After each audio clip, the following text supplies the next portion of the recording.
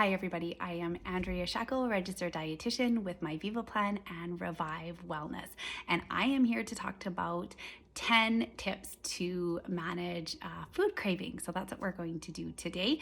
And if you have ever said to yourself, oh, I'm craving something, or I need something, or why am I craving something, or I don't feel in control of my cravings, then these are 10 tips that you're gonna want to hear and to try out. So before I get started, I just wanted to remind everybody when it comes to cravings, we have to remember that food plays a lot more than just fueling our body and nourishment, that food has many roles in terms of how we interact with people, our social, our traditions, our cultures, things that are passed down.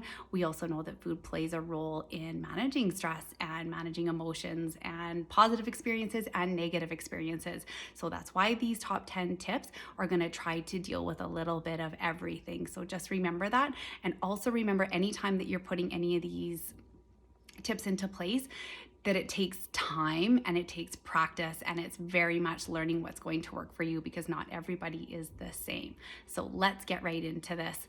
Our top 4 tips are really nutrition specific, of course, right? I'm a dietitian. So tip number 1, do remember to eat regular meals and snacks. That can help with overeating later on. It can keep with the feeling of fullness, as well as not letting you get over hungry going into any sort of meal or snacks. Tip number 2, which is actually really forgotten quite a bit, is making sure there's protein at every meal. That helps with appetite, that helps with satiety, and that helps with managing hunger and appetite throughout the day. So if you start with protein at breakfast and carry on through that day, that is a really big help. Number 3 is hydration. That seems like a really simple one, but just making sure we are hydrated through the day can help with a lot, especially things like focus and regulation and just overall feeling better. So hydration is really important. And number 4 is fiber. Fibrous foods help keep us feeling fuller longer, slows down digestion, helps with appetite, puts good gut health in our or good bacteria in our gut health. So fiber is really important. I mean, there is a reason that we talk so much about getting lots of vegetables and fruits in, right? For that fiber context. So those are the 4 ones that are pretty food specific. And now we're gonna move into the other ones, which kind of build on that. So tip number 5 starts with journaling. How else do we know what we're doing unless we know what we're doing? So you can pretty much journal everything from sleep to stress to what you're eating to activity to any sort of health outcomes like blood pressure, managing blood sugars. So it's a really good way to be able to figure out, hey, what is going on, especially with these cravings.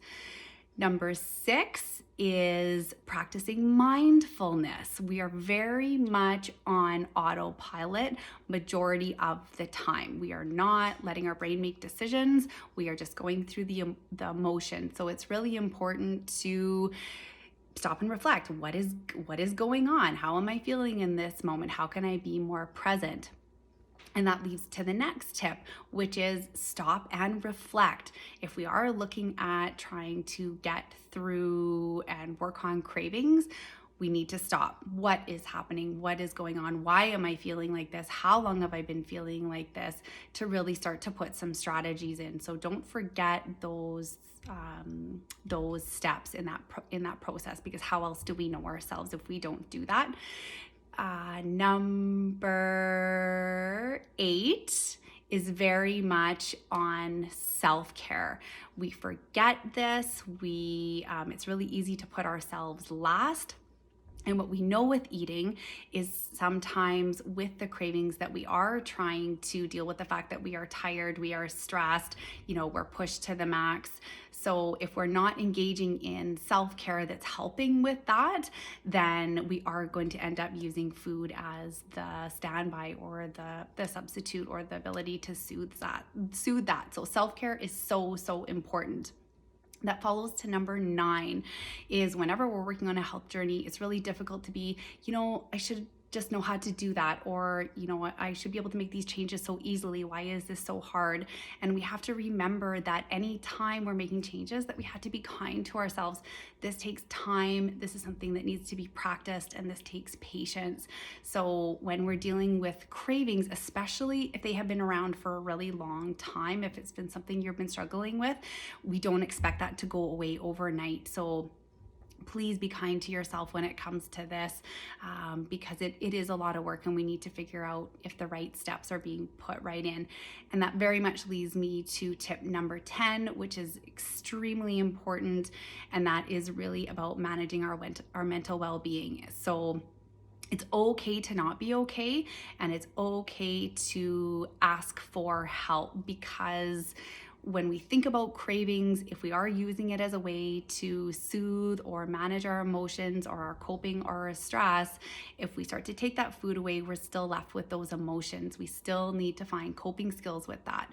So whether that's talking to your doctor, whether that's talking to a psychologist or a counselor, behavioral counselor, that's very important to be able to bring up. So please take care of yourselves. And last but not least, if you guys are interested in this and you want to go more in depth, we do have a longer webinar that deals into this and goes into each step into a lot more details. So I would encourage you to check that out. But again, anytime you're working with cravings, please try the tips. Be patient. You might find one works. You might find it's going to take a combination, but find out what's going to work for you. Have a great day.